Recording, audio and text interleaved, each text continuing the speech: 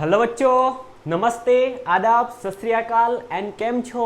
My self Talar Vikas, the finest and easiest way to learn the concept of physics. Today we will discuss about the most IMP topic of chapter number 6, work energy power, and the topic is collision. अब बच्चों, अगर हम collision को day to day life में समझे तो collision का meaning होता है टकराना। अगर दो ऑब्जेक्ट एक दूसरे के साथ फिजिकली कांटेक्ट में आते हैं, डेट मीन्स टकराते हैं, तो उसको हम क्या बोलेंगे? कोलिजन बोलेंगे। पर बच्चों, अगर हम फिजिक्स में कोलिजन की बात करें तो कोलिजन होने के लिए दो बॉडी एक दूसरे के साथ कांटेक्ट में आनी जरूरी नहीं है। अगर वो कांटेक्ट में आएगी तो कोलिजन होगा ही होगा। बट ऐसा जरूरी नहीं है कि कोलिजन होने के लिए दो बॉडी एक दूसरे के साथ फिजिकल कांटेक्ट में आनी चाहिए। मान लो बच्चों, आपने 9th स्टैंडर्ड में केमिस्ट्री पोर्शन में अल्फा पार्टिकल स्कैटरिंग, रुथरफोर्ड का अल्फा पार्टिकल स्कैटरिंग प्रैक्टिकल देखा होगा। तो उसमें क्या होता था, हम एक गोल्ड फॉइल पे अल्फा पार्टिकल को क्या करते थे? बॉम्बार्ड करते थे। होता क्या था, जब ये अल्फा पार्टिकल जब गोल्ड फॉइल के क्लोज जाता था, तब गोल्ड के जो एटम थे उसका जो न्यूक्लियस था वो इस अल्फा पार्टिकल पे कुछ इलेक्ट्रोस्टैटिक फोर्स लगाता था और उसकी वजह से इस अल्फा पार्टिकल की जो वेलोसिटी थी वो with respect to time decrease होती जाती थी और at the distance of closest approach उसकी जो वेलोसिटी है वो डिक्रीज होके जीरो हो जाती थी और वो अल्फा पार्टिकल वो ही पाथ पे फिर से बाउंस बैक होता था। अगर हम कोलिजन को डिफाइन करें तो कोलिजन को बच्चों हम ऐसे डिफाइन कर सकते हैं। बच्चों एक बात और, ये जो कोलिजन टॉपिक है वो सिर्फ बोर्ड पर्पस के लिए तो इम्पोर्टेंट है ही, but if you talk about JEE and NEET, तो जीई एंड नीट के लिए भी ये जो टॉपिक है वो मोस्ट टाइम भी टॉपिक है। तो बने रहे मेरे साथ। चलो कोलिजन की बात करते हैं। कोलिजन को बच्चों हम कुछ इस तरह से डिफाइन कर सकते हैं। Collision between two bodies is defined as mutual interaction of the bodies for a short interval of time. As a result, the energy and momentum of the interacting body change. अब बच्चों, दो body एक दूसरे के साथ interact करेगी तो उसकी वेलोसिटी चेंज हो सकती है और उसकी वेलोसिटी अगर चेंज होगी तो विथ रिस्पेक्ट टू वेलोसिटी उसका मोमेंटम भी चेंज होगा एंड बच्चों उस बॉडी की जो एनर्जी है वो भी चेंज हो सकती है। अब बच्चों, कोलिजन को हम बेसिक कुछ इस ऐसे भी समझ सकते हैं। अगर किसी बॉडी की वेलोसिटी दूसरी बॉडी की वेलोसिटी को अफेक्ट करती है, दैट मीन्स अगर किसी एक बॉडी का मोमेंटम दूसरी बॉडी के मोमेंटम को अफेक्ट करता है तो बच्चों ऐसी फिनोमिना को हम क्या बोलेंगे? कोलिजन बोलेंगे। दैट मीन्स एक बॉडी की मोमेंटम की वजह से दूसरी बॉडी का मोमेंटम अगर चेंज हुआ तो ये जो प्रोसेस है उसको हम क्या बोलेंगे? कोलिजन बोल सकते हैं। एंड कोलिजन में क्या हो सकता है? कोलिजन में दो इंटरैक्टिंग बॉडी क्या मोमेंटम चेंज हो सकता है एंड उसकी एनर्जी भी चेंज हो सकती है। अब बच्चों, कोलिजन को 3 कैटेगरी में क्लासिफाई किया है। फर्स्ट वन है इलास्टिक कोलिजन, सेकेंड वन है in elastic collision and third one है परफेक्टली इलास्टिक कोलिजन।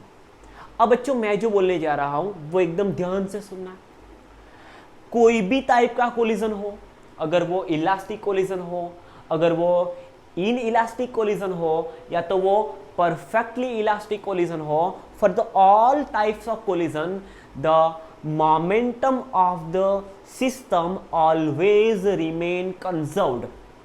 बच्चों, हम किसी बॉडी की बात नहीं कर रहे हैं। अगर एक बॉडी दूसरी बॉडी के साथ इंटरैक्ट करती है, कोलाइड होती है, तब दो बॉडी की जो सिस्टम बनती है उस सिस्टम की जो मोमेंटम है, उस सिस्टम का जो मोमेंटम है वो कोई भी टाइप्स के कोलिजन के लिए ऑलवेज कंजर्व रहेगा। आप जहां भी लिखना चाहते हो लिख लो, नोट कर लो ध्यान से। कोई भी टाइप के लिए, for all the types of collision the momentum of the system always remain conserved. Okay, चलो अब देखो, according to change in kinetic energy, ये जो बॉडी है, ये जो कोलिजन है, उस कोलिजन को 3 कैटेगरी में डिवाइड किया according to change in kinetic energy. Okay, हम अगर किसी ऑब्जेक्ट को, अगर हम किसी को क्लासिफाई करना चाहते हैं तो किस बेस पे क्लासिफाई कर सकते हैं? अगर आपके क्लास में जो स्टूडेंट है, अगर वो उसको मैं क्लासिफाई करना चाहूँ 2 कैटेगरी में, तो ऐसी 2 कैटेगरी में डिवाइड कर सकता हूँ। एक है जो ज़्यादा ग्राफ्स कर सकते हैं, वीडियो से भी सीख सकते हैं, और एक ऐसे स्टूडेंट है जिसको पर्सनली क्या करना पड़ेगा, सिखाना पड़ेगा। दैट मीन्स हम कुछ बेस पे क्लासिफिकेशन कर सकते हैं। तो यहाँ पे हम किस बेस पे क्लासिफिकेशन करेंगे कोलिजन को? In the base of change in kinetic energy.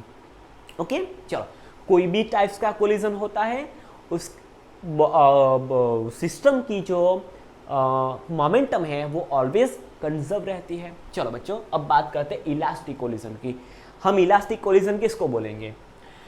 Those collisions in which both momentum and kinetic energy of the system are conserved are called elastic collision। बच्चों, हमने बात की कोई भी टाइप्स का कोलिजन है, सिस्टम की जो मोमेंटम है, सिस्टम का जो मोमेंटम है वो तो कंजर्व ही रहेगा। बट बच्चों, अगर at the type of collision, in the collision, अगर मोमेंटम के साथ साथ उस सिस्टम की अगर काइनेटिक एनर्जी भी कंजर्व हुई, तो इस टाइप के कोलिजन को हम क्या बोलेंगे? Elastic collision. So for elastic collision, both momentum and the kinetic energy of the system always remain conserved. Okay, चलो दूसरी कोलिजन की बात करते हैं, in elastic collision. In elastic collision में भी बच्चों सिस्टम का जो मोमेंटम है वो तो कंजर्व ही रहेगा, बट सिस्टम की जो टोटल काइनेटिक एनर्जी है और उसकी जो काइनेटिक एनर्जी है वो बच्चों कंजर्व नहीं रहेगी। दैट मीन्स अगर काइनेटिक एनर्जी कंजर्व्ड रही तो इलास्टिक कोलिजन, एंड अगर कंजर्व्ड नहीं रही तो in elastic collision. But momentum तो सिस्टम का ऑलवेज कंजर्व रहेगा। फिर वो कोई भी टाइप्स का कोलिजन हो, इलास्टिक हो, इन इलास्टिक हो, या तो परफेक्टली इन इलास्टिक हो। चलो, अब हम परफेक्टली इन इलास्टिक कोलिजन की बात करते हैं। Those collisions in which colliding bodies stick together after collision and then moves with a common velocity. बच्चों, आपने अगर ऐसा देखा होगा, आपकी मम्मी जिस आटे में से रोटियां बनाती है, उस आटे को ऐसे ऐसे गोल गोल कर देती है। अगर हम एक आटे का वो जो गोल गोल बनाती है उसको अगर हम किसी सरफेस पे रखते हैं स्टेडी पोजीशन में, स्टेबल पोजीशन में, और दूसरे जो आटे का जो गोल गोल बनाती है उसको हम ऐसे थ्रो करेंगे, तो दोनों ये वाला जो है जिसको हम थ्रो करेंगे तो वो इस दूसरे वाले के साथ क्या करेगा? स्टिक हो जाएगा, और दोनों सेम वेलोसिटी, कॉमन वेलोसिटी से क्या करेंगे? मूव करेंगे। तो बच्चों, ऐसे कोलिजन को हम क्या बोलेंगे? Perfectly in elastic collision. अगर आफ्टर कोलिजन दो बॉडी एक दूसरे के साथ स्टिक हो जाती है एंड कॉमन वेलोसिटी से चलने लगती है, वो आपने एक गाना सुना होगा ना, ओ तेरे संग यारा। ओके, तो वो वाली सिस्टम से दोनों चलने लगेगी, दोनों साथ में, दोनों एक दूसरे का टकराए, साथ में चल दिए। ओके, तो ऐसे कोलिजन को बच्चों हम क्या बोलेंगे? Perfectly in elastic collision. Okay, तो ये तो हो गई बेसिक बात कोलिजन की। अब बच्चों यहाँ पे हम एक थियोरी समझने वाले हैं, और ये थियोरी बच्चों 4 मार्क्स के लिए, 3 और 4 मार्क्स के लिए मोस्ट टाइम पे थियोरी है। और आपको ये जो थियोरी है, आज का जो लेक्चर है वो थोड़ा लंबा होने वाला है, तो ये वाली जो थियरी है वो आप हमारी मोस्ट टाइम पे थियरी है। चलो तो हेडिंग देख लेते हैं, elastic collision in one dimension. अब बच्चों one dimension, two dimension collision क्या होता है, ध्यान से सुनना। हमने यहाँ पे कुछ लिखा है हेड ऑन कोलिजन।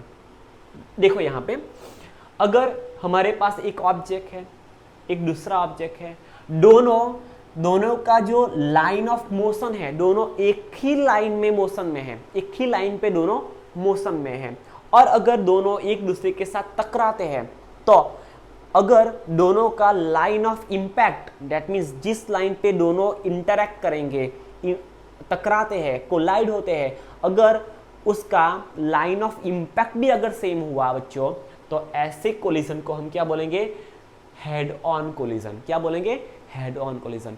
और वन डायमेंशनल किसको बोलेंगे, अगर दोनों सेम डायरेक्शन में चलने लगे, जिस डायरेक्शन में दोनों जा रहे थे आफ्टर कोलिजन भी वो उसी डायरेक्शन में चलते हैं, तो उसको हम क्या बोलेंगे, one dimensional collision.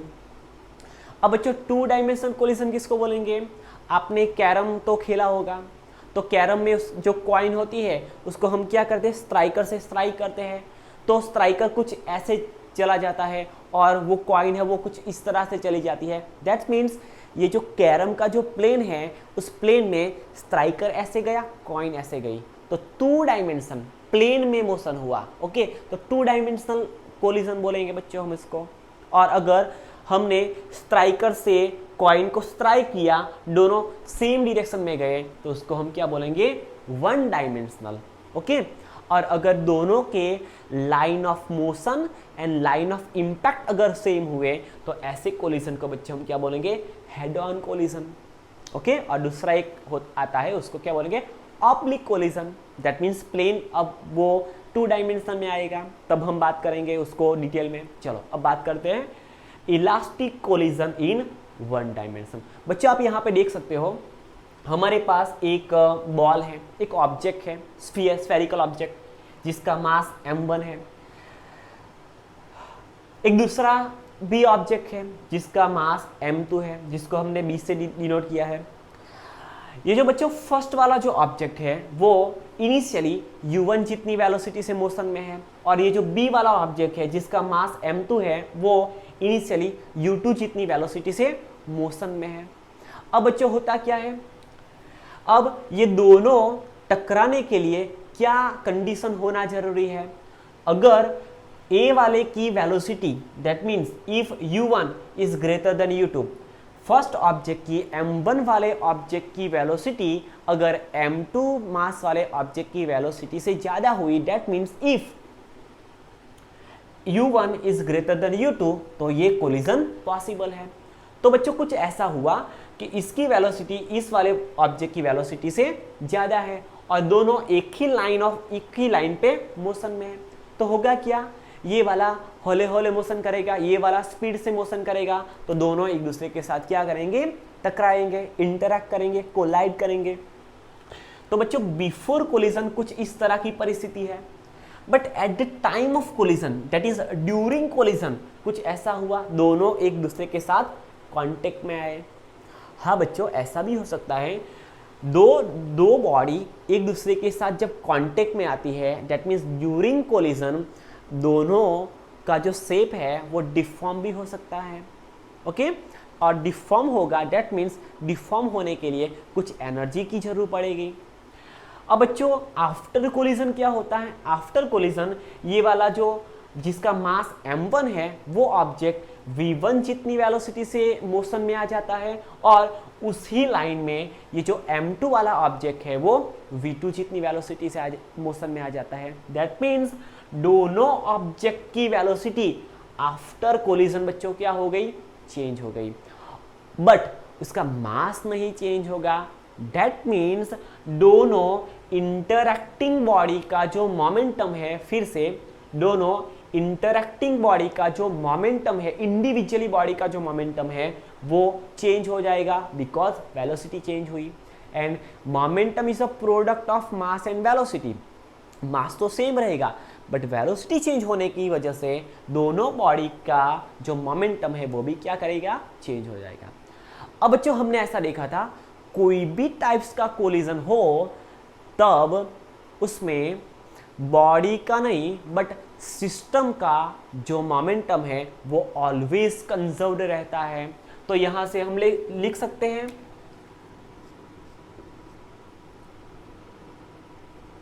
Momentum of system, momentum of system remains conserved.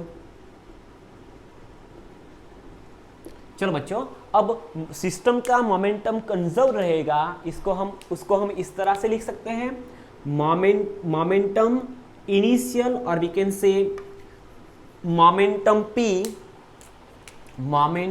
P before collision is equal to momentum P after collision. Before collision and after collision जो सिस्टम है दो ऑब्जेक्ट की ए एंड बी की, उसका जो momentum है बच्चों वो कैसा रहेगा, कंजर्व रहेगा। दैट मीन्स बच्चों आप ध्यान से सुनना, अब यहाँ पे दो ऑब्जेक्ट है। सो हम पहले वाले की बात करें, पहले वाले का मास है m1 जो इनिशियली u1 जितनी वेलोसिटी से है।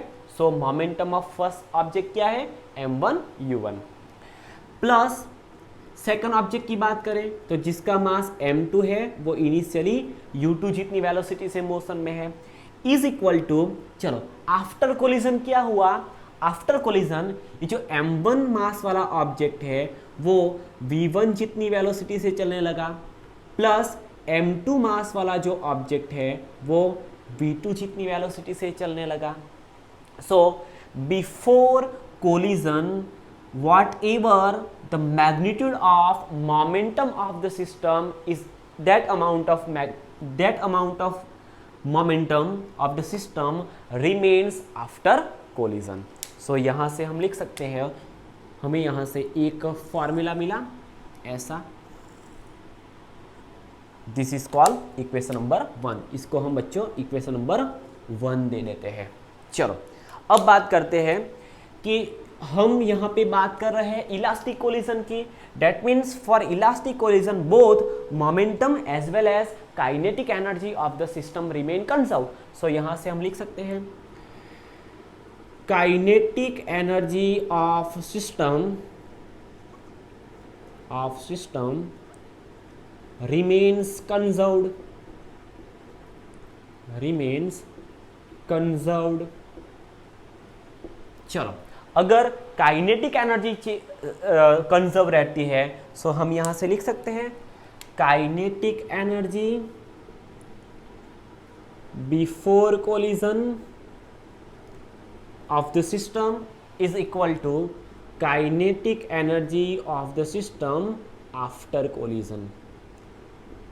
ओके चलो अब देखो यहां पे काइनेटिक एनर्जी क्या होती है, 1/2 mv²। So before collision first object की काइनेटिक एनर्जी क्या होगी, 1/2 m1 v1² plus before collision m2 मास वाले ऑब्जेक्ट की काइनेटिक एनर्जी क्या होगी, 1/2 m2 v2² is equal to after collision first object की काइनेटिक एनर्जी होगी 1/2 m1 v1² plus 1/2 m2 v2²। Okay बच्चों, चलो इसको हम इक्वेशन नंबर 2 दे देते हैं। इसको बच्चे हम क्या बोलेंगे, इक्वेशन नंबर 2 दे देंगे। ये रहा हमारा इक्वेशन नंबर 2। ओके चलो अब देखो यहाँ पे ये हो गया मोमेंटम कंजर्व रहता है तो हमें इक्वेशन 1 मिलता है, काइनेटिक एनर्जी कंजर्व रहती है तो हम यहाँ से इक्वेशन नंबर 2 लिख सकते हैं इस फॉर्म में।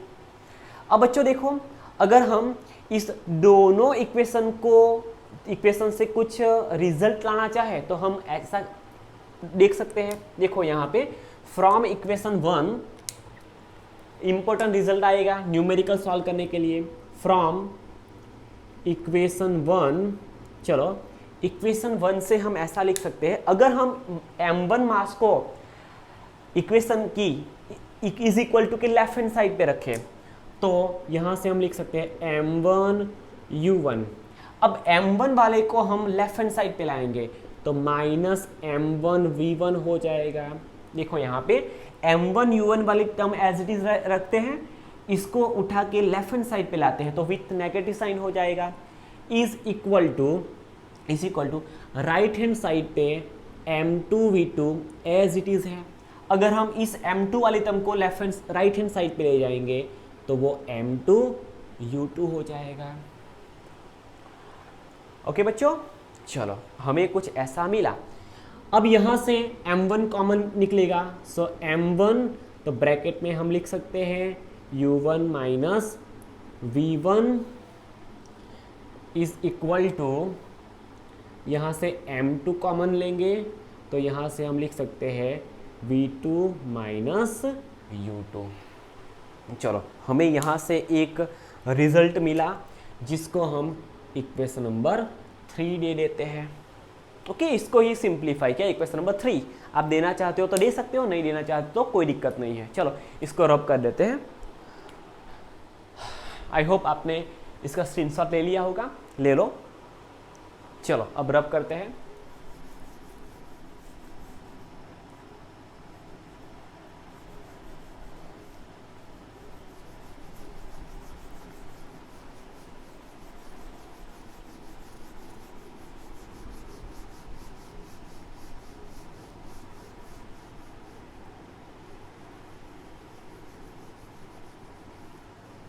तेरे संग यारा। चलो देखो अब m1 ब्रैकेट में क्या लिख सकते हैं, u1 minus v1 is equal m2 bracket v2 minus u2, equation number 3।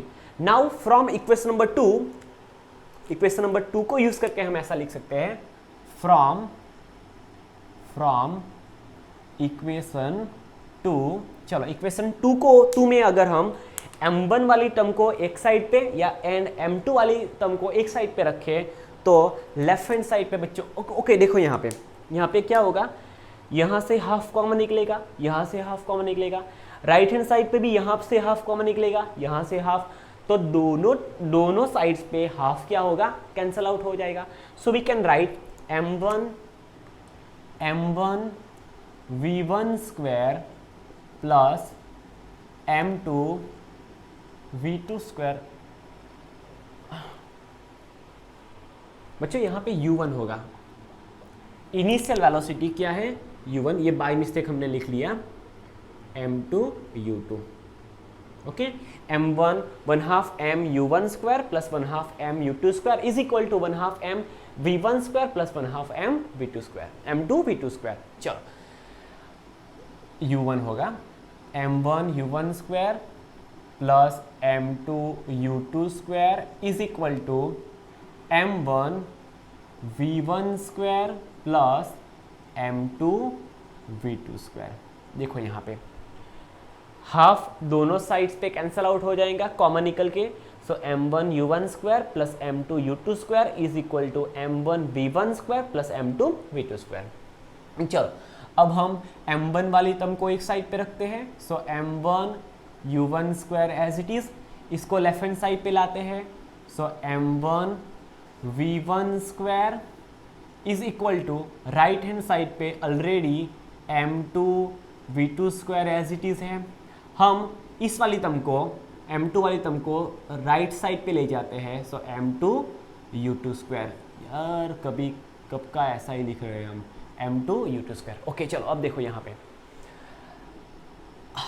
पे m1 कॉमन निकल जाएगा, so we can write m1 bracket u1 square minus v1 square is equal to, यहाँ से m2 कॉमन निकलेगा, so m2 v2 square minus u2 square.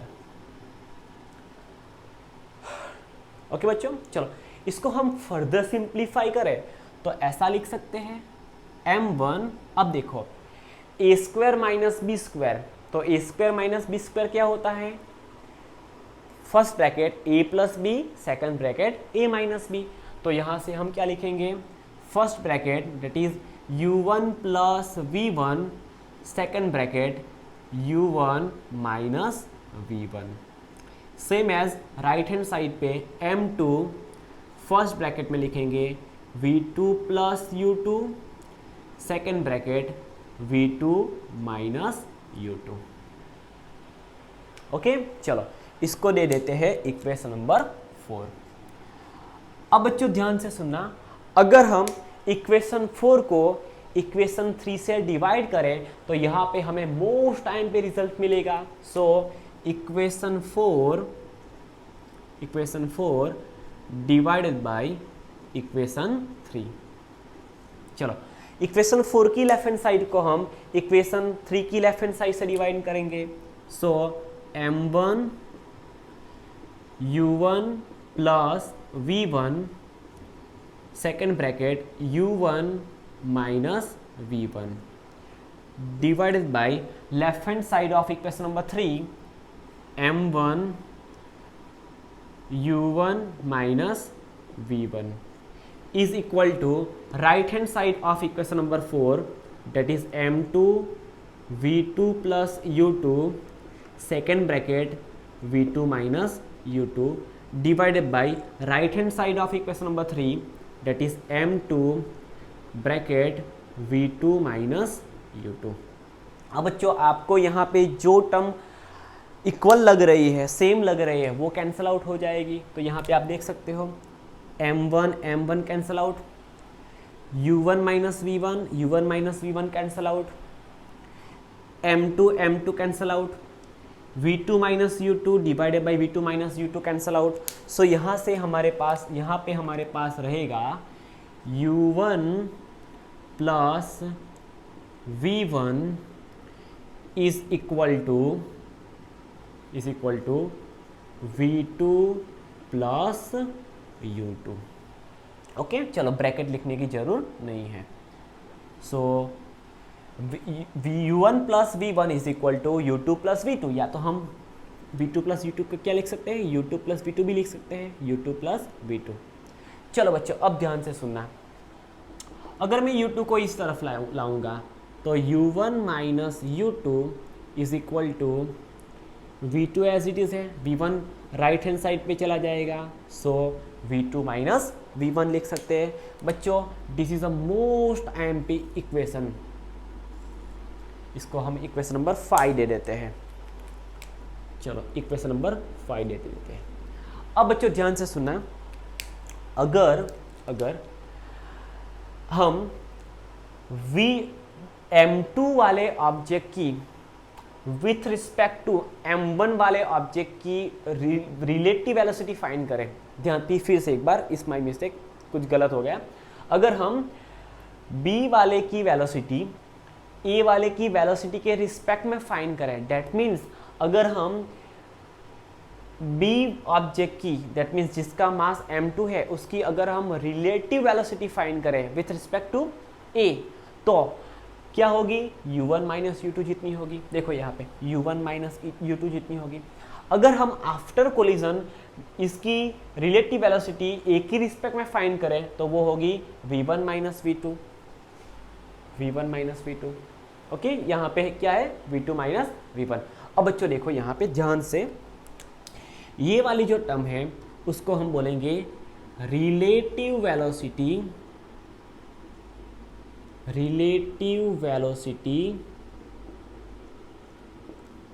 Before collision, most time be term relative velocity before collision. और ये वाली जो term है उसको हम बोलेंगे रिलेटिव वेलोसिटी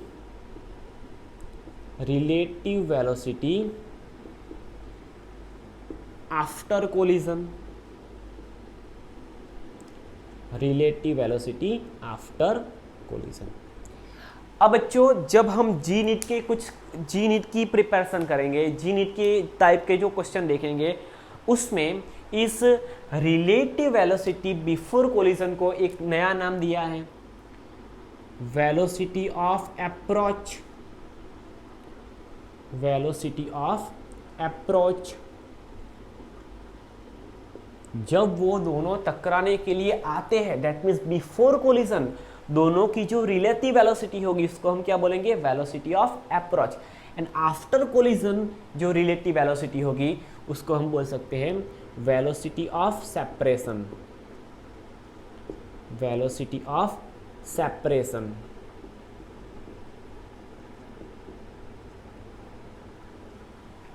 ओके बच्चों, तो रिलेटिव वेलोसिटी बिफोर कोलिजन को क्या बोलेंगे, वेलोसिटी ऑफ अप्रोच बोलेंगे, जो होगा u1 minus u2। And v2 minus v1 को हम बोलेंगे रिलेटिव वेलोसिटी आफ्टर कोलिजन, और उसका दूसरा नाम है वेलोसिटी ऑफ सेपरेशन। दोनों आफ्टर कोलिजन सेपरेट हुए तब उसकी रिलेटिव वेलोसिटी क्या होगी, उसको हम बोलेंगे relative velocity after collision. And another name of the relative velocity of after collision is velocity of separation. Separate होने के बाद दोनों की रिलेटिव वेलोसिटी क्या है उसको क्या बोलेंगे, वेलोसिटी ऑफ सेपरेशन। ओके बच्चों, पहले इतना नोट डाउन कर लो, फिर हम रब करते हैं।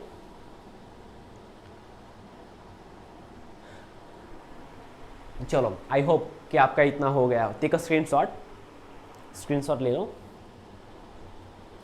चलो बच्चों, अब हमें क्या निकालना है कि भाई हमें बिफोर कोलिजन दोनों ऑब्जेक्ट कितनी वेलोसिटी से मोशन कर रहे थे वो अगर हमें पता है, तो अगर बच्चों हमें इस दोनों ऑब्जेक्ट की दोनों में से किसी एक ऑब्जेक्ट की वेलोसिटी आफ्टर कोलिजन पता हो गई, दूसरे की हमें फाइंड करनी है, तो उसके लिए हम कौन सा एक्सप्रेशन, कौन सा फॉर्मूला यूज करेंगे वो हम अभी निकालने जा रहे हैं।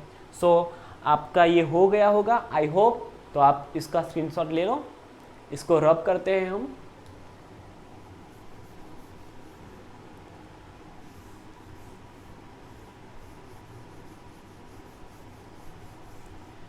चलो, जितना लिखते जाएंगे बाद में उसको क्या करेंगे, रब करेंगे। चलो बच्चों, हम ही यहाँ पे इक्वेशन नंबर 1 का हमें यूज करना है। सो हम यहाँ पे लिखेंगे फ्रॉम इक्वेशन 1, फ्रॉम इक्वेशन 1। एक मिनट, कैमरे में दिख रहा है?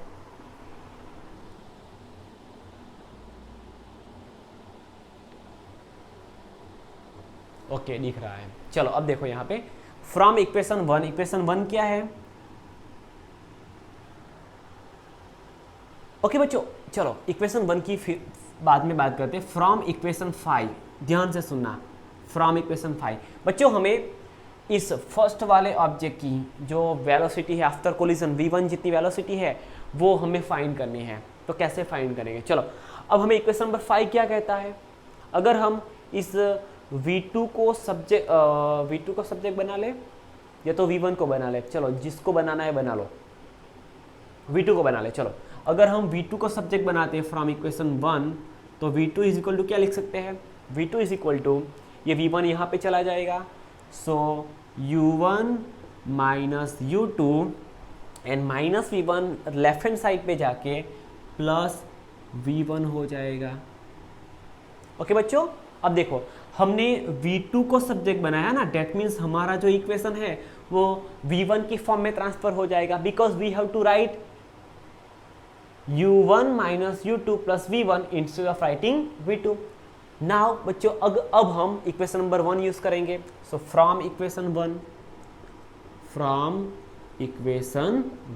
चलो बच्चों इक्वेशन 1 हमें क्या कहता है, देखो यहाँ पे m1 u1 as it is, m1 u1 as it is यहाँ पे लिखा ही है, plus m2 u2 as it is equal to m1 v1 as it is plus m2, and यहाँ पे v2 की जगह पे हमें लिखना है ये वाला, चलो इसको बॉक्स बना लेते हैं, ये वाला लिखना है हमें, v2 की वैल्यू लिखनी है। सो m2 ब्रैकेट में लिखेंगे हम u1 minus u2 plus v1, u1 minus u2 plus v1। चलो अब हम इसको मिटा देते हैं, अब इसको रब कर देते हैं, इसकी कोई ज़रूरत नहीं है, अब कंटिन्यू हो गई थियरी।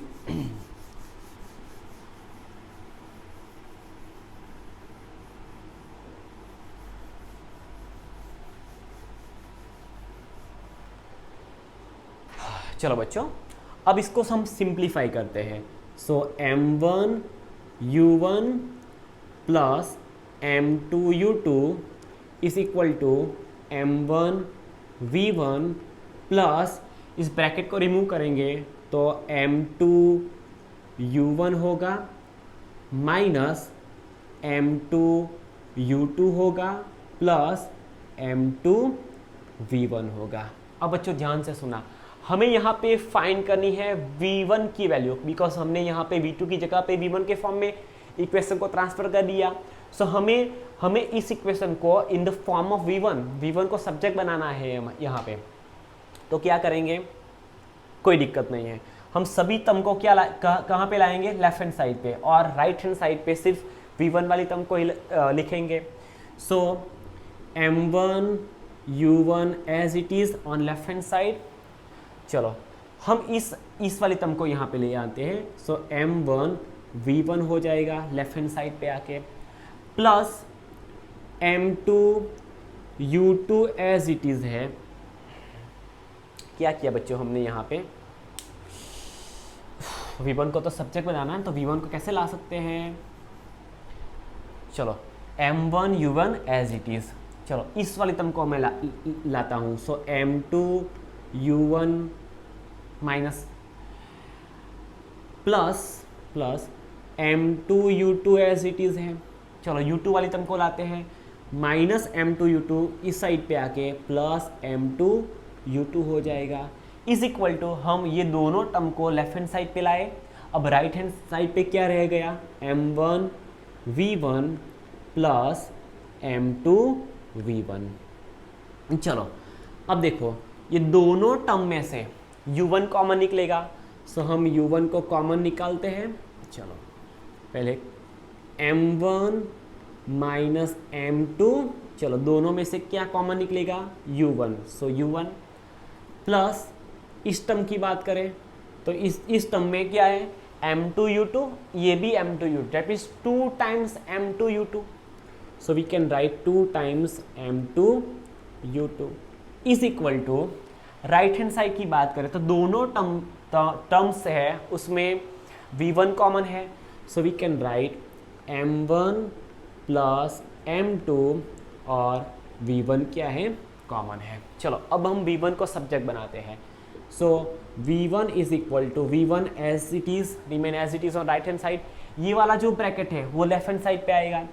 सो हम ये लिख सकते हैं m1 minus m2 divided by ये वाला आ गया, सो m1 प्लस m2, और ये जो u1 है मल्टीप्लिकेशन में वो as it is plus 2 times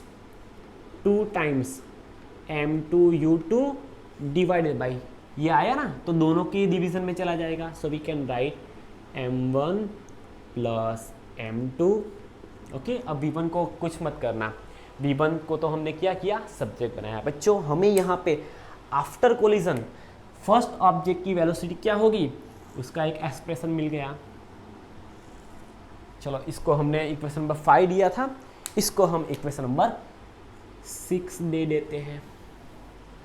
okay बच्चों, अगर हमें आफ्टर कोलिजन दूसरे ऑब्जेक्ट की वेलोसिटी फाइंड करनी है तो हमें क्या करना पड़ेगा, इस इक्वेशन को v2 के फॉर्म में ट्रांसफर करना पड़ेगा। दैट मीन्स यहाँ से हम किसको सब्जेक्ट बनाएंगे, v1 को सब्जेक्ट बनाएंगे। ओके, सो v1 को यहाँ पे लाएंगे, ये दोनों को राइट साइड पे ले जाएंगे, तो हमें यहाँ पे v2 का इक्वेशन मिलेगा। अगर हम v2 का इक्वेशन लिखना चाहते हैं तो हम ऐसा लिख सकते हैं, देखो यहाँ पे v2 का इक्वेशन लिख लेते हैं। v2 इज इक्वल टू चलो यहाँ पे m1 माइनस m2 है, तो यहाँ पे होगा m2 माइनस m1। अगर आप ये पूरी प्रोसीजर करके भी ला सकते हैं, बट अगर हमें v1 का मिल गया तो उसमें से हम v2 का लिख सकते हैं, डिवाइडेड बाई अगर हम m1 प्लस m2 करें या तो m2 प्लस m1 करें, both remain same, so we can write m1 plus m2। चलो मल्टीप्लाई बाई u1 है ना, यहाँ पे मल्टीप्लाई बाई u2 हो जाएगा, प्लस 2 टाइम्स m2 u2 है, सो 2 टाइम्स m1 u1 हो जाएगा, divided by m1 plus m2 as it is. This is an expression to find the velocity of second object after collision. So v2 is equal to m2 minus m1 into u2 divided by m1 plus m2 plus 2 times m1 u1 divided by m1 plus m2. This is equation number 7. बच्चों ये हो गया equation number 7. Okay, चलो take a screenshot. लंबा lecture होने वाला है बच्चों. चलो 40 मिनट का तो हो गया. चलो इसको रब कर दे, लिख लो पहले. चलो बच्चों, अब हमें ये जो इक्वेशन है ना, इस इक्वेशन के बेस पे हम कुछ लिखेंगे. अभी फिलहाल हमें इसका यूज़ करना है, बट हमें थोड़ा याद आ गया तो फॉर जेरेबल यूनिट कंसेप्ट हम इस पे से कुछ लिख लेते हैं. चलो इक्वेशन नंबर 5 का यूज़ करते हैं. जिसको मिटाना है उसको पहले लिख लेते हैं.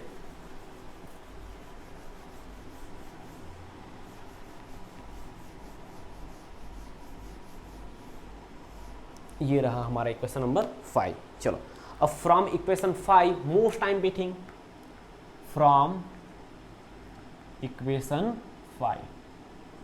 चलो बच्चों इक्वेशन 5 हमें क्या कहता है, u1 minus u2 is equal to v2 minus v1. अब इक्वेशन नंबर 5 पे से हम एक कोएफिशिएंट को यहाँ पे इंट्रोड्यूस करेंगे, coefficient of restitution. Coefficient of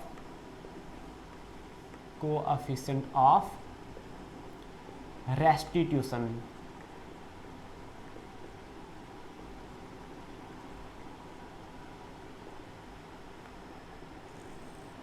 coefficient of restitution. बच्चों ये कोएफिशिएंट ऑफ रेस्टिट्यूशन क्या है? तो कोएफिशिएंट ऑफ रेस्टिट्यूशन एक ऐसा इंडेक्स है जिसके बेस पे, जिसकी वैल्यू पे से हम किस टाइप का कोलिजन हो रहा है वो डिसाइड कर सकते हैं. फॉर एग्जांपल देखो, सबसे पहले तो हम कोएफिशिएंट ऑफ रेस्टिट्यूशन को कैसे डिफाइन करेंगे. रेस्टिट्यूशन की स्पेलिंग थोड़ी चेक कर लेते हैं बच्चों. रेस्टिट्यूशन बराबर है ना, नहीं है रेफरेंस में. ओके चलो, कोएफिशिएंट रेस्टिट्यूशन को हम ई से डिफाइन करेंगे और E is equal to relative velocity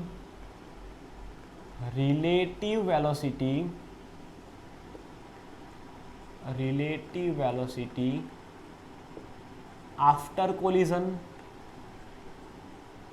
relative velocity after collision divided by relative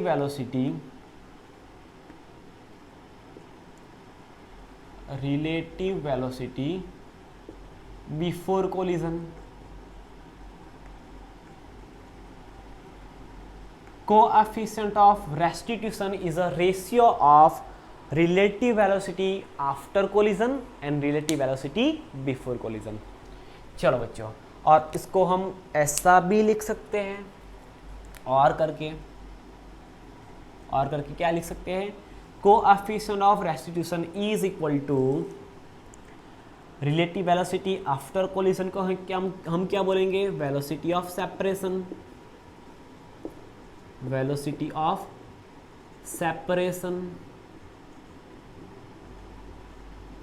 divided by velocity of approach.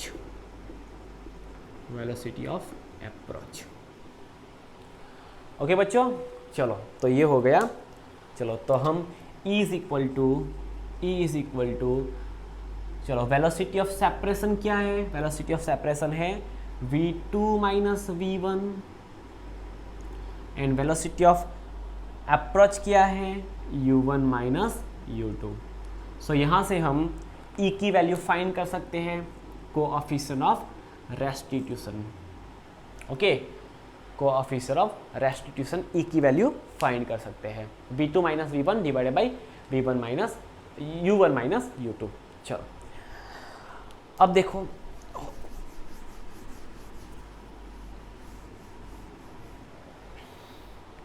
बच्चों हम यहाँ पे लिखेंगे for elastic collision. For elastic collision, elastic collision के लिए ये जो कोएफिशिएंट ऑफ रेस्टिट्यूशन है उसकी वैल्यू क्या होगी बच्चों, 1 होगी। ध्यान से, coefficient of for elastic collision, coefficient of restitution की वैल्यू क्या होगी, 1 होगी। फॉर इन इलास्टिक कोलिजन, जो कि हमें पढ़ना है, थियोरी अभी रिमेन है। For inelastic collision coefficient of restitution की वैल्यू होगी E is equal to 0। Coefficient of restitution की वैल्यू होगी E is equal to 0। And for perfectly inelastic collision, for perfectly inelastic collision, or we can say partially, okay चलो इसको छोड़ो, ये हमारे syllabus में है ही नहीं, बात करनी नहीं है। फॉर इलास्टिक कोलिजन E की वैल्यू 1 मिलेगी, for inelastic collision E की वैल्यू 0 मिलेगी, ओके। और फॉर पार्शियल इलास्टिक और we can say partial inelastic collision E की वैल्यू 0 से ग्रेटर होगी, 1 से लेस होगी, ओके। वो हमें पढ़ना नहीं है, सिलेबस में है ही नहीं। चलो, तो ये बात हो गई for general purpose, most time पे टॉपिक। चलो बच्चों, अब हम कुछ केसेस देखते हैं। केस नंबर 1, ध्यान से सुनना। केस नंबर 1, यहाँ पे हमें इस दोनों इक्वेशन का यूज करना है। चलो, case number 1, if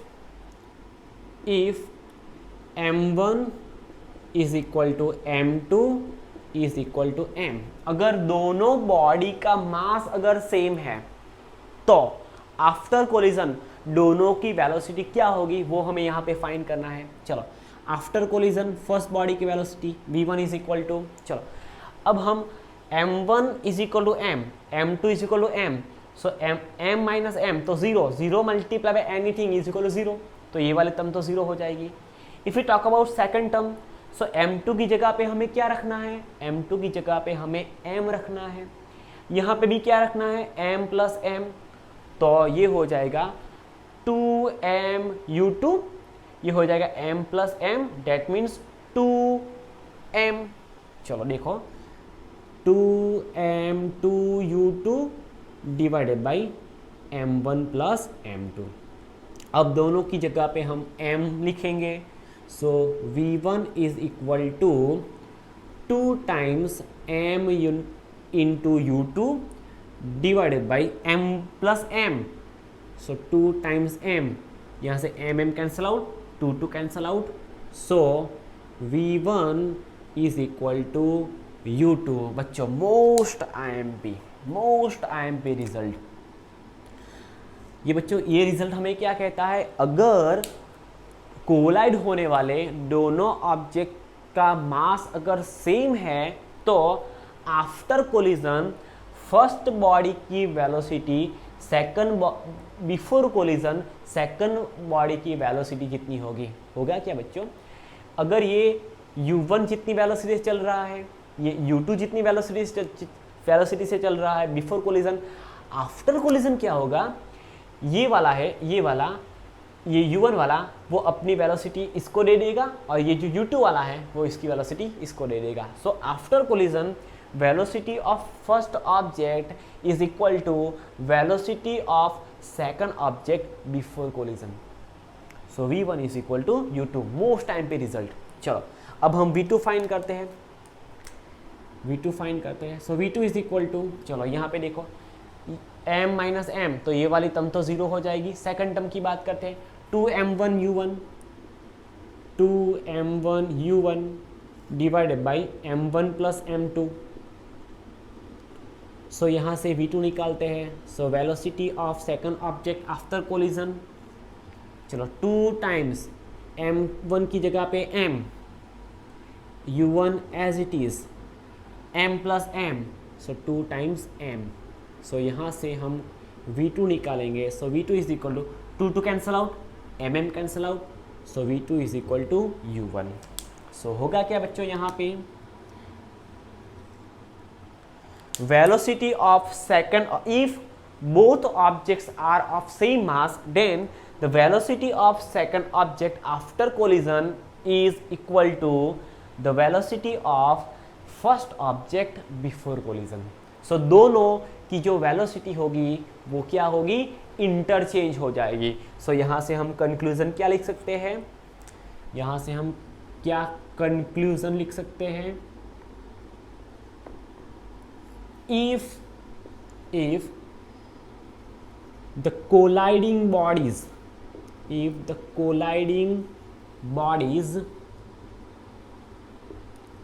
are of same mass, then the velocities of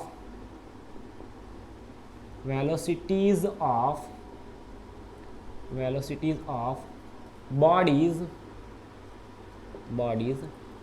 gets interchanged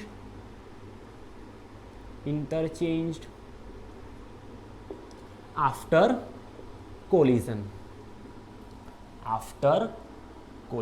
दोनों एक दूसरे की जो वेलोसिटी है उसको क्या करेंगे, इंटरचेंज कर लेंगे. Most MP conclusion. ओके, चलो ये रहा फर्स्ट केस.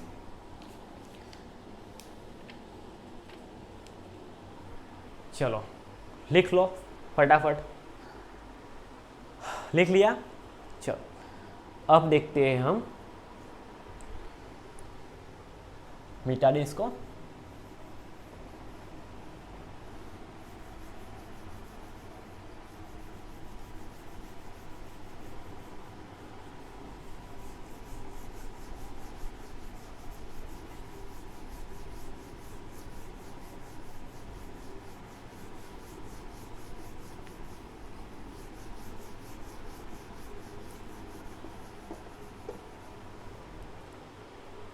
चलो अब case number 2.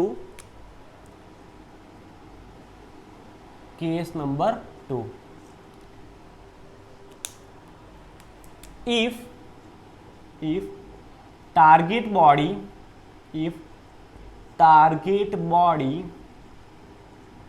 is at rest, अगर टारगेट बॉडी रेस्ट पे होती तो क्या होता. बच्चों हमने एक मिस्टेक कर दी. मिस्टेक कुछ नहीं की, हमने इस वाले इक्वेशन को मिटा दिया. चलो कोई दिक्कत नहीं. If the target body at rest, चलो टारगेट बॉडी दैट मीन्स जिस बॉडी को टक्कर होगी, जिस बॉडी से टक्कर होगी, सेकंड बॉडी को हम क्या बोलेंगे, टारगेट बॉडी. अगर टारगेट बॉडी ये है, वो इनिशियली है और ये आके टक्कर करता है, ये आके कोलाइड करता है, तो ये वाली बॉडी को हम बच्चों क्या बोलेंगे, टारगेट बॉडी बोलेंगे. और if target body is at rest, so target body की जो इनिशियल वेलोसिटी है that is u2, initial velocity of second object u2 0 है, तो तब क्या होगा. चलो तब हम फर्स्ट वाले की निकालते हैं बिफोर कोलिजन. फर्स्ट वाले की क्या होगी, सो v1 इज इक्वल टू, यहाँ पे हमारे पास इक्वेशन क्या था, 2 टाइम्स के आगे क्या था, m1 माइनस m2. चलो फिर से निकालना पड़ेगा हमें. No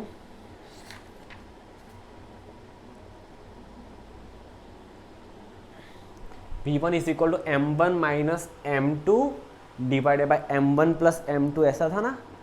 okay, m1 minus m2 into u1, ऐसा था ना.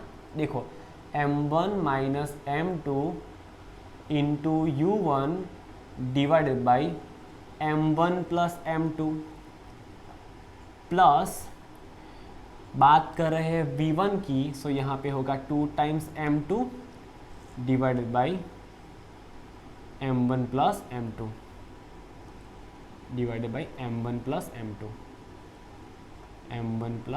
m2 into u2. ओके, देखो यहाँ पे 2 times m2 u2 divided by m1 plus m2. चलो अब फर्स्ट वाली बॉडी, सॉरी जो सेकंड वाली बॉडी है वो इनिशियली रेस्ट पे है, that means the target body is at rest. चलो u2 की जगह पे हमें 0 रखना है. और u2 की जगह पे अगर हम यहाँ से 0 रखेंगे यहाँ पे, तो ये वाली टर्म क्या होगी, 0 हो जाएगी। सो velocity of first object after collision m1 minus m2 divided by m1 plus m2 into u1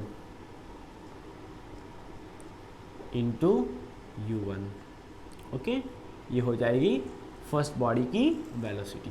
चलो अब हम v2 का इक्वेशन लिखते हैं। सेकंड बॉडी की वेलोसिटी क्या होगी, so v2 is equal to m2 minus m1 into u2 divided by m1 plus m2 plus 2 times m1 u1 divided by m1 plus m2। चलो अब अगर u2 0 है, सो यहाँ से u2 0 होगा, सो ये वाली फर्स्ट वाली टर्म 0 हो जाएगी। So we can write velocity of second object when the target body is at rest. So v2 is equal to, ये वाला लिखते हैं 2 times m1 u1 divided by m1 plus m2 divided by m1 plus m2. This is the velocity of second object when the target object, or you can say target body, is at rest. Most MP conclusion. Okay, चलो लिख लो। चलो उसमें हम second case देखते हैं।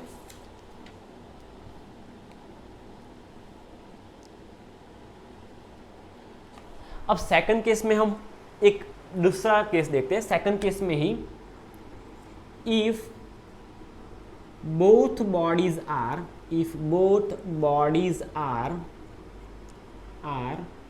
Of equal mass, अगर दोनों body equal मास की है और अगर टारगेट बॉडी है वो रेस्ट पोजीशन में है, तो आफ्टर कोलिजन फर्स्ट बॉडी की वेलोसिटी क्या होगी। दैट मीन्स यहाँ से both are of equal mass, so m1 is equal to m2 is equal to m। चलो अब हम v1 निकालते हैं। So v1 is equal to, चलो देखो m1 is equal to m2, तो ये तो 0 हो जाएगा। फिर से m1 minus m2, but both are of same mass, so ये वाला ओके, हमें यहाँ पे कुछ करना नहीं है। देखो यहाँ पे अगर टारगेट बॉडी रेस्ट पे होगी तो u2 is equal to 0, तो हमें v1 क्या मिलेगा, m1 minus m2 divided by m1 plus m2 into u1। चलो तो देखो यहाँ पे अगर ये दोनों सेम है, तो m माइनस m 0 हो जाएगा। सो ये multiply by 0 multiply by anything and divided by anything also become 0। So v1 क्या होगा बच्चों, 0 होगा। अगर दोनों बॉडी सेम मास की है एंड टारगेट बॉडी अगर रेस्ट पे है, तो आफ्टर कोलिजन जो फर्स्ट वाली बॉडी है वो क्या हो जाएगी, स्टॉप हो जाएगी। दैट मीन्स उसकी वेलोसिटी 0 होगी। चलो सेकंड बॉडी की बात करें, that means after collision the velocity of second body v2 is equal 2 times m1 u1। m1 की जगह पे हमें m रखना है, ओके, m1 की जगह पे m, m2 की जगह पे भी m।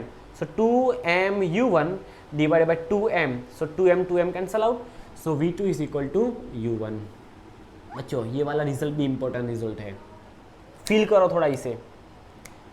v2 is equal to u1, वो क्या कहता है, अगर दोनों बॉडी सेम मास की है, अगर टारगेट न्यूक्लियस स्टेबल पोजीशन पे है, अगर ये फर्स्ट वाला u1 जितनी वेलोसिटी से आता है, तो वो आफ्टर कोलिजन वो स्टॉप हो जाएगा और अपनी सभी वेलोसिटी किसको प्रोवाइड करेगा, जो रेस्ट पे था। That means after collision the velocity of second body which is at rest initially gain the velocity of first object, so u1, so v2 is equal to u1।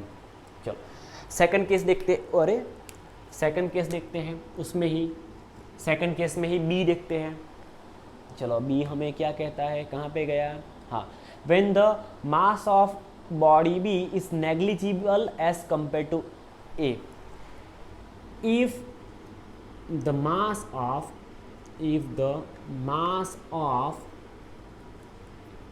body B is negligible is negligible as compared to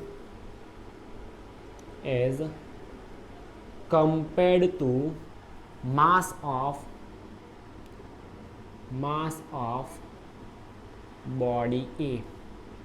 अगर बच्चों second body है B वाली, उसका मास अगर first वाली body की compare में कैसा है, नेग्लिजिबल है, सो हम क्या लिख सकते हैं यहाँ से, चलो V1 निकालते हैं।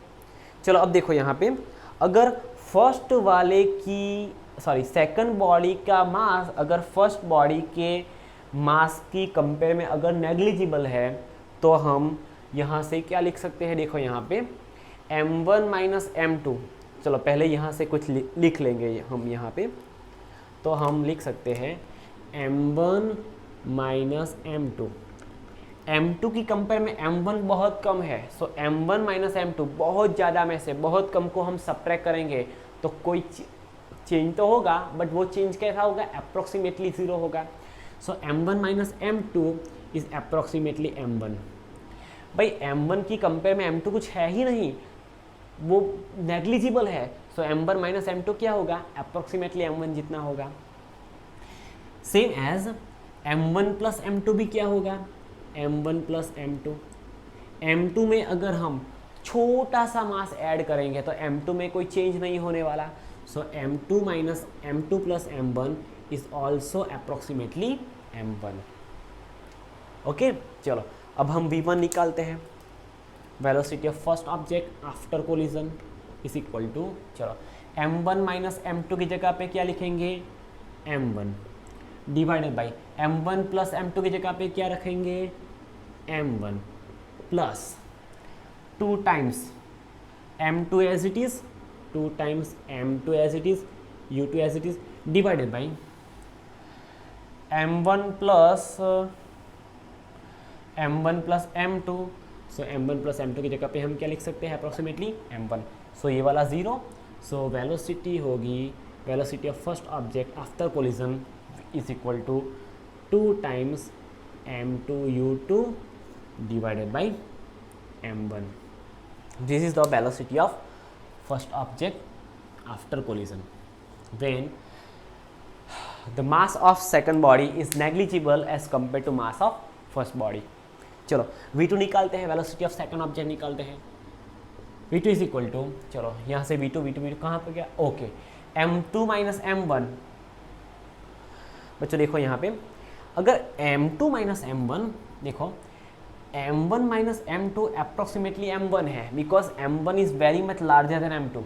ओके, सो यहाँ से हम m2 माइनस m1 को क्या लिख सकते हैं, अप्रोक्सीमेटली माइनस m1 लिख सकते हैं। सो यहाँ से हम क्या लिखेंगे, m2 minus m1 is approximately minus m1 and m1 plus m2 वो तो अप्रोक्सीमेटली m1 जितना ही रहेगा। चलो नाउ दिख रहा है ना बच्चों, लास्ट में आपको नीचे, ओके चलो, so V2 is equal to velocity of second object, V2 is equal to, चलो देखो यहाँ पे m2 minus m1 which is approximately m1 divided by m1 plus m2 which is approximately m1 and u2 as it is, यहाँ पे क्या multiply हुआ था इसके साथ, u1 लिखने की ज़रूरत है, लेकिन यहाँ पे लिखना तो पड़ेगा ही ना, पहले मल्टीप्लाई 0 हो जाएगा, लेकिन लिखना तो पड़ेगा, प्लस 2 टाइम्स m1, तो m1 तो एज इट इज़ रहेगा, 2 times m1 u1 divided by m1 plus m2 की जगह पे m1 लिख सकते हैं। सो यहाँ पे हमें V2 की वैल्यू मिलेगी, V2 इज इक्वल टू, ये वाला 1 हो जाएगा, देखो यहाँ पे ये वाला क्या हो जाएगा, 1 हो जाएगा, so minus u2, so V2 is equal to minus u2, V2 is equal to minus u2। बच्चों ये V2 is equal to minus u2 क्या हुआ, मान लो बच्चों, मान लो अगर एक ट्रक जो टारगेट बॉडी है वो अगर रेस्ट पोजीशन में है, और अगर यहाँ से एक कोई बाइसिकल लेके आ रहा है, एकदम स्पीड से आ रहा है, तो होगा क्या, वो ट्रक के साथ कोलाइड होगा। तो ट्रक को तो कोई फर्क नहीं पड़ेगा, बट होगा क्या, ये वाला जितनी वेलोसिटी लेके आया था डाड़ उतनी ही वेलोसिटी लेके बाउंस बैक होगा। ओके, ये यहाँ से जितनी भी वेलोसिटी लेके आएगा तो आफ्टर कोलिजन ट्रक में तो कुछ फर्क नहीं पड़ने वाला, बट ये वाला जो बाइसिकल है उसकी वेलोसिटी क्या होगी, अपोजिट डायरेक्शन में उतनी ही होगी। दैट मीन्स आफ्टर कोलिजन वो सेम वेलोसिटी लेके बाउंस बैक करेगा। So v2 is equal to minus u2। u2 जितनी वेलोसिटी लेके आया था, कौन, बाइसिकल वाला, जिसका mass as compare to mass of truck बहुत नेग्लिजिबल है। So velocity of bicycle after collision is negative of initial velocity. That means same इस डायरेक्शन में जा रहा था, सिर्फ डायरेक्शन ही चेंज हुई, बट उसका मैग्नीट्यूड कितना है, सेम है। अगर वो 20 किलोमीटर पर आवर की स्पीड से टुवर्ड्स द ट्रक जाता है और कोलाइड होता है ट्रक से, तो बिफोर कोलिजन वो इतनी ही वेलोसिटी से अवे फ्रॉम द ट्रक जाएगा। Okay, so this is our second case B. अब सी देखना है हमें, सी, हाँ सी क्या है, when the mass of the body B is, okay चलो वो भी देख लेते हैं, ये इसके जैसा ही है। चलो इसको मिटा दे।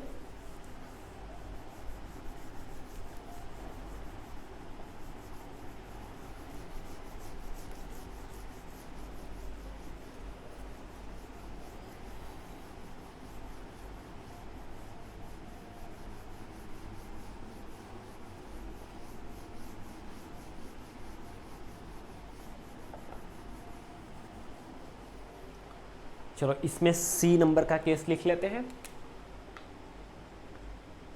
If mass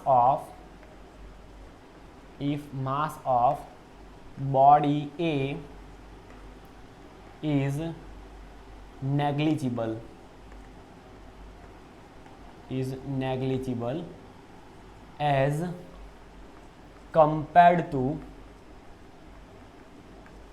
compared to mass of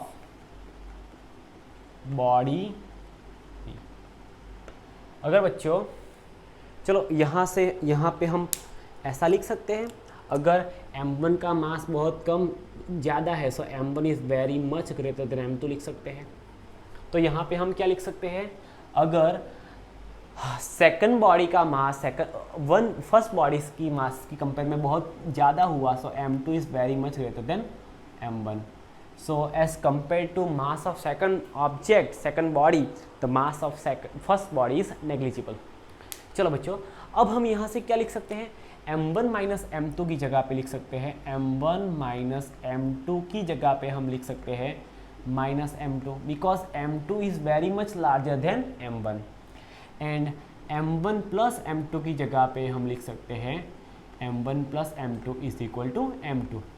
m2 में अगर हम स्मॉल मास m1 ऐड करेंगे तो m2 की वैल्यू में बहुत ज़्यादा कुछ फर्क नहीं पड़ेगा, so which is approximately m2। Okay, चलो velocity of first body after collision निकालते हैं। So v1 is equal to m1 minus m2। m1 minus m2 की जगह पे हम लिखेंगे minus m2 divided by m1 plus m2 की जगह पे हम लिखेंगे m2 multiply by u1 as it is plus 2 times m2 as it is, u2 as it is, divided by, instead of writing m1 plus m2 we can write m2। So v1 is equal to, यहाँ से m2 divided by m2 तो वो 1 हो जाएगा, that means minus u1 हो जाएगा, और ये वाली टर्म 0 हो जाएगी, बिकॉज सॉरी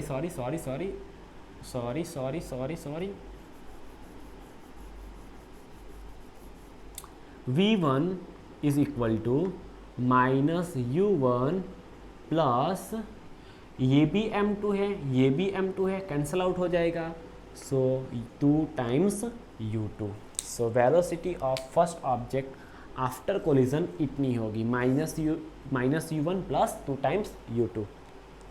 चलो वेलोसिटी ऑफ सेकंड ऑब्जेक्ट निकालते हैं। So velocity of second object v2 is equal to, चलो अब यहाँ पे हमने क्या लिखा, m1 माइनस m2 की जगह पे माइनस m2 लिखा, यहाँ पे m2 माइनस m1 है। चलो इसको पहले लिख लेते हैं, m2 माइनस m1 है, तो m2 में से m1 निकालेंगे, सब्ट्रैक्ट करेंगे तो अप्रोक्सीमेटली m2 ही रहेगा, एंड m1 प्लस m2 है वो तो अप्रोक्सीमेटली m2 ही रहेगा, because mass of second object body is very much larger than mass of first body. So v2 is equal to velocity of second body after collision. चलो m2 minus m1 वो तो m2 ही है, divided by m1 plus m2 वो भी m2 है, multiply by u2 यहाँ से plus 2 times m1 u1, 2 times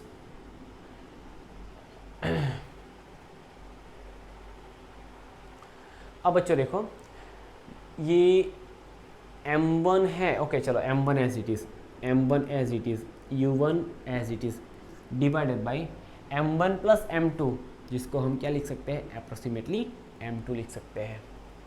so यहाँ से कैंसल आउट हो गया, सो v2 इज इक्वल टू ये 1 हो जाएगा, सो u2 plus 2 times m1 u1 divided by m2। This is a mass of second object after collision. Okay बच्चों, तो आज हमने बहुत लंबी और बहुत सारे कंसेप्ट देखे। ये सभी कंसेप्ट को आपको बारीकी से याद रखना है और ये सभी कंसेप्ट आपको न्यूमेरिकल में काम में आएंगे। ओके बच्चों, तो अब हम रेस्ट लेते हैं, तब तक do what ever you want but don't trouble your mom. Thank you.